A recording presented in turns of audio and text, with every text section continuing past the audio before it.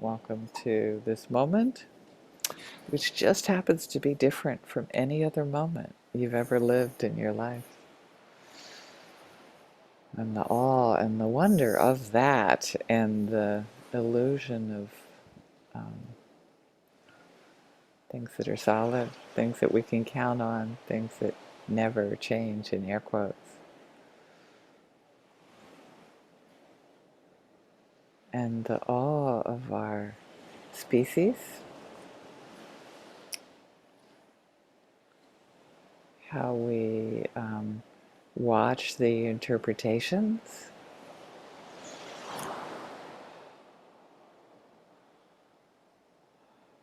the body changes, the feelings changes, the judgments,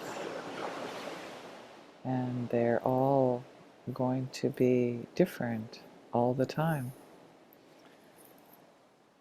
And they'll have a familiarity with it as well.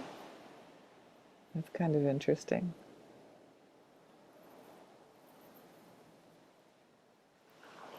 And to be with what is, and how hard that is to have that sense of openness and spaciousness, and allowing for more than a couple minutes at a time.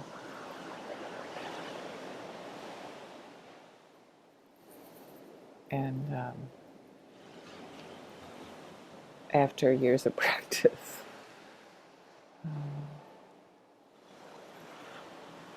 so the topic of today is awe and wonder and curiosity, and often with that is the miracle and wonder of impermanence.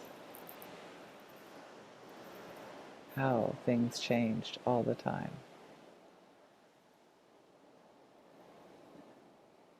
And that just watching our bodies go through the changing perceptions, sensations, our emotions that at times are really uncomfortable and are hard to accept.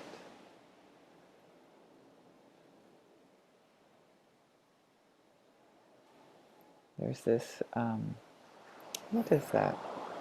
What I call the illusion, the myth of NVC, that like you find your need and you're done.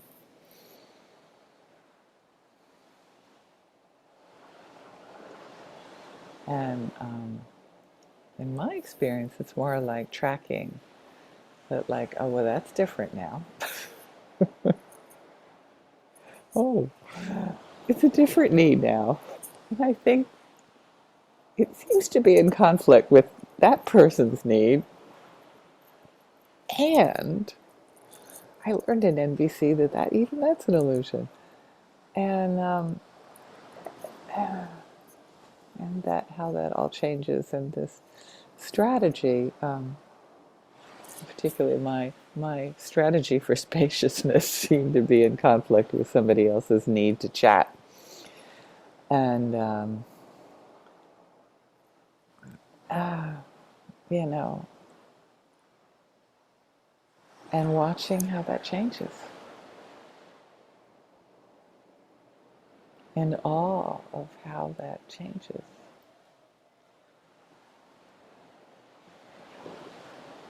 and how to hold that with love and care, that, you know, wishing that the words like would come up at the moment.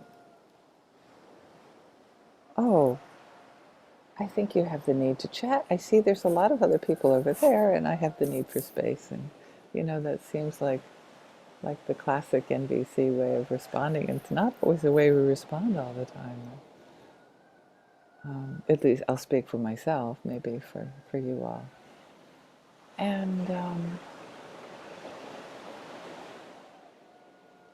And it's okay to watch that, to be present to that, to celebrate. It's like, oh, I noticed that happening. maybe after the fact.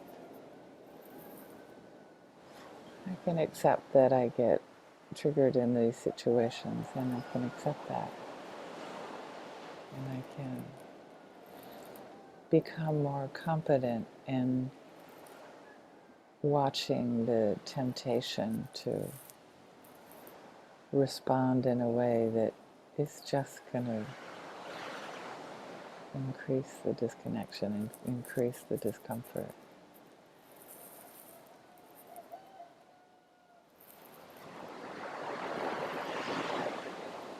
Well, basically, really letting if you can hear the waves and the roosters in the background, probably not. Maybe you can, um, but honoring the sounds coming in and out and our sense impression. I'll turn the roosters off. But honoring the sounds that come in and out, the sense impressions that come in and out, the feelings in our bodies that give way to emotions, that point to needs, that just that beautiful dance of life that can just feel like so intense at times when we're not perceived the way we would like, when things aren't going the way we like, when the lights don't work the way they did yesterday. Why, God? Right? I could find meaning. Or I could like, oh well, I certainly didn't enjoy that one bit. Mm, unpredictability and what's now. So take that experience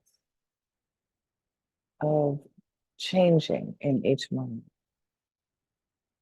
that awareness of change and impermanence, and um, notice the back and forth between, oh wow, it's different again, and oh, I really didn't enjoy that. It wasn't what I thought it would be. There's that back and forth. That's part of what our species do.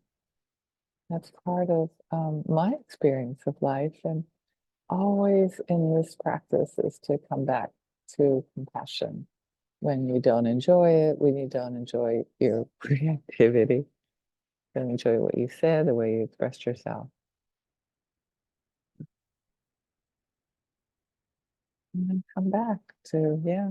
And I imagine I'll have another chance to do it differently. And I imagine it might be just the same, that it will be similar, but actually probably not just the same. That I can make friends with this reactivity. I can make friends with this need to be perceived a certain way that's called a identity jackal in some people's lexicon. But you can wish that for your loved ones, knowing that change is hard for them as well.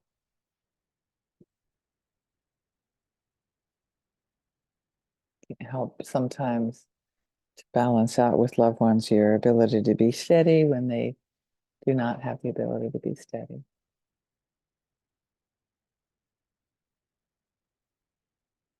Balance out your needs with others. I'm going to really want my loved ones to be people I care about, like the people on this call, to be able to flow with the changes and knowing it's hard. You have trouble too. Knowing that with the people around me, that sort of neutral person on the beach is having a very different experience of their day than I was. And sort of honoring that and that everything changes. And that we're gonna find people that traditionally are ones that don't enjoy our sense of humor as much as I do. Um, and it's painful. because you want them to. And it was a good joke, right? And then for all beings to benefit from our practice is to practice um, showing compassion for yourself when we don't enjoy changes, and practice of how that really does impact all beings, that awareness, that sensitivity. Thank you for joining us.